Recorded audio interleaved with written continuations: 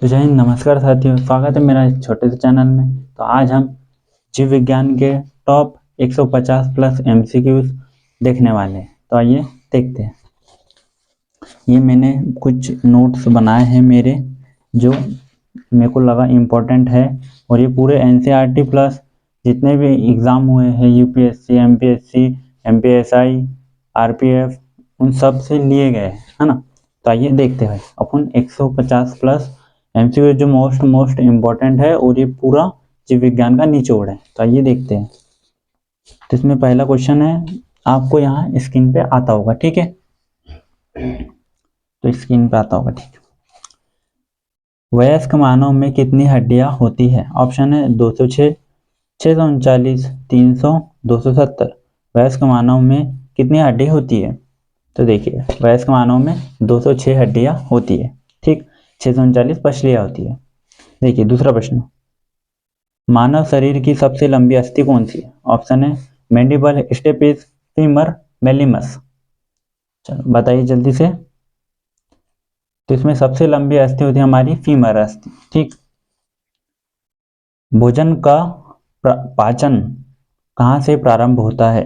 तो ऑप्शन है मुख से, आहार नाल से, अमाशय से, यकृत से। तो भोजन का जो आंशिक पाचन है वो कहाँ से शुरू होता है? मुख गुहा से, ठीक। लार का पीएच मान कितना होता है? ऑप्शन है 6.8, 1.4 से 1.4, या ये सभी। तो ये लार का पीएच मान होता है 6.8, ठीक है। विटामिन की खोज किसने की थी? ऑप्शन है हॉपकिंस, फंक, लिवेनहॉक, एडवर्ड जेनर, या लिवेनहॉक, नहीं Robert Hooke, sorry Robert Hooke. बताइए विटामिन के खोजकर्ता कौन है? विटामिन के खोज करता है फंक भाई साहब अपने, है ना, हॉपकिंस, फंक। गर्म करने पर कौन सा विटामिन नष्ट हो जाता है? ऑप्शन है vitamin A, vitamin B, vitamin C, vitamin D. तो गर्म करने पर कौन सा विटामिन नष्ट हो जाता है? तो विटामिन सी नष्ट हो जाता है।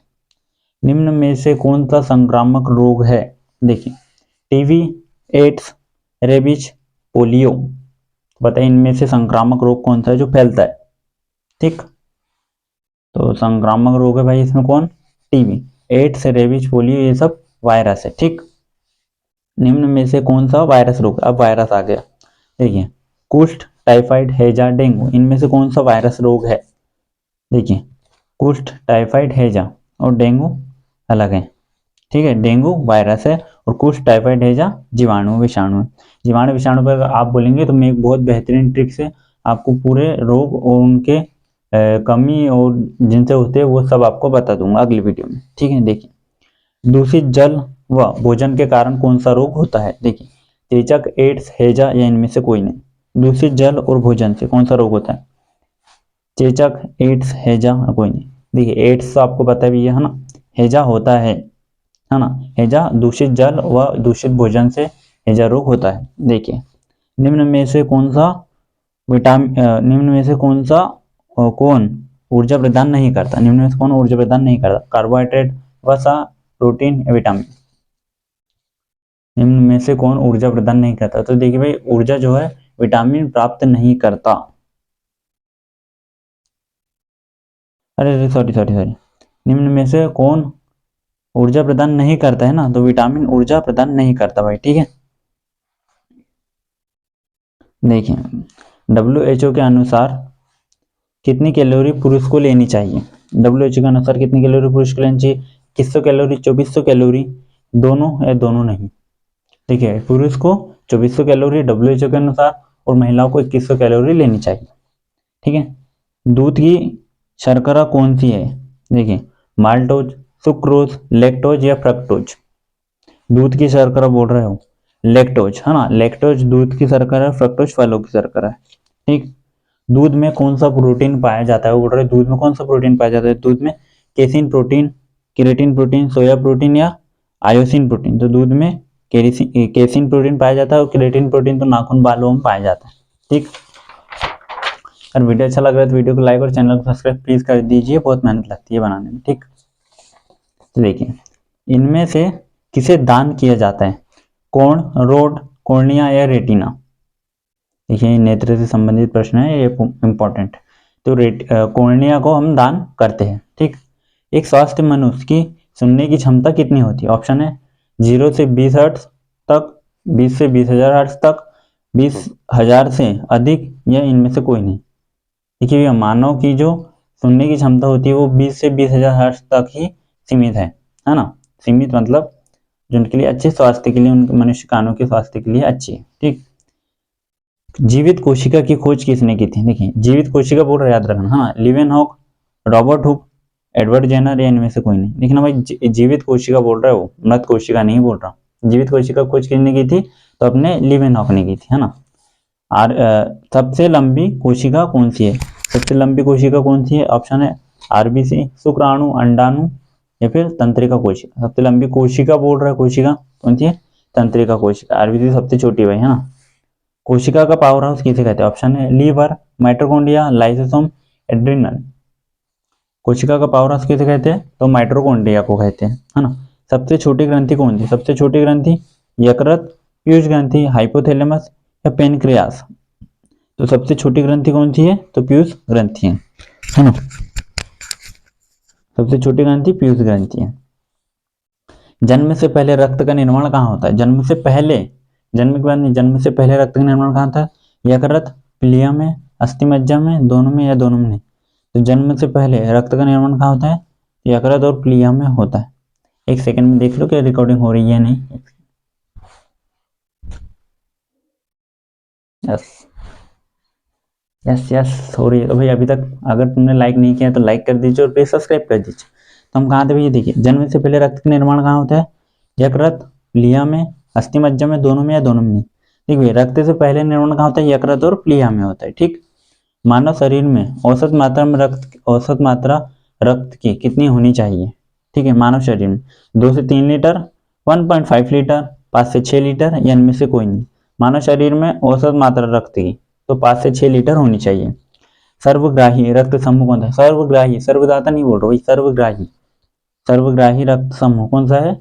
ओ, ए, बी, ए, बी।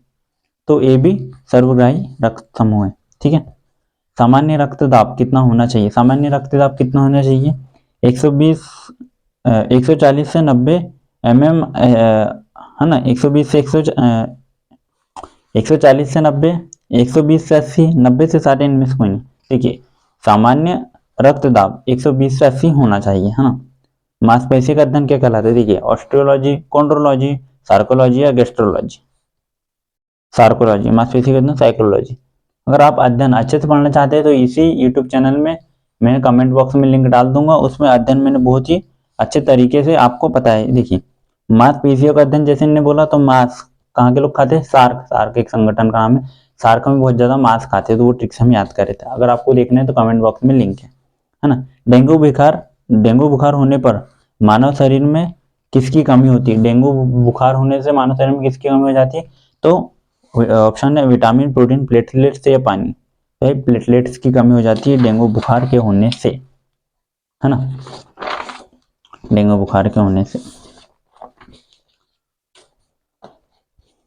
हड्डियों का अध्ययन क्या कहलाता है? ऑप्शन है कॉन्ड्रोलॉजी, ऑस्टियोलॉजी, सार्कोलॉजी, या मायोसिन। देखिए, हड्डियों का अध्ययन ऑस्टियोलॉजी कहलाता है। सबसे लंबी हड्डी कौन सी है? तो भाई ये डबल बार ऑप्शन आ गया है, तो ये आप भी करिएगा। ठीक है। नवजात शिशु में कितनी हड्डी होती है? नवजात शिशु में बोल रहा है, याद रखिए, नवजात शिशु में कितनी हड्डियां होती है? 300 प्लस होती है। मानव शरीर में कितनी पसलियां होती है? मानव शरीर में कितनी पसलियां होती है? मांसपेशियां भी नहीं है ना, हड्डी है, पसलियां। 24, 26, 28, 22। तो 24 पसलियां, 12 जोड़ी होती है, 24, और एक रूप पे स्थित होती है जो उनको जोड़ती है, मतलब 12 जोड़ी होती है, ना। मानव शरीर में कुल कितनी, अब आया मांसपेशियां, मानव शरीर में कुल कितनी मांसपेशियां है? तो देखिए ऑप्शन है 639, 206, 638, 205।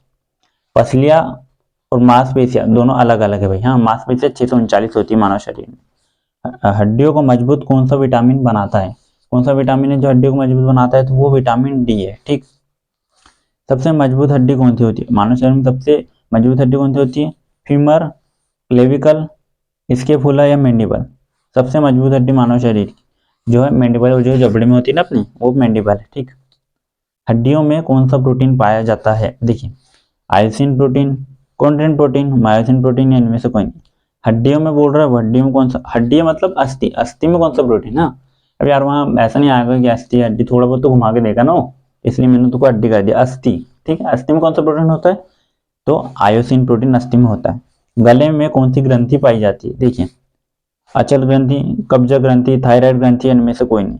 गले में कौन सी ग्रंथि पाई जाती है, तो गले में भैया थायराइड ग्रंथि पाई जाती है। ठीक है, गले में कौन सी ग्रंथि, थायराइड ग्रंथि पाई जाती है। सबसे बड़ी मांसपेशियां कौन सी है, सबसे मांसपेशियां बोल रहा हूँ, नॉट हड्डी बोल रहा हूँ। सबसे बड़ी मांसपेशी कौन सी है, देखिए सार्टोरियस, मेसेटर, ग्लूटियस मैक्सिमस या स्टेपिस। स्टेपिस सबसे छोटी अस्थि मतलब हड्डी है ना, जो कान में होती है। सबसे बड़ी मांसपेशी कौन सी है, ग्लूटियस मैक्सिमस। सबसे व्यस्तम मांसपेशी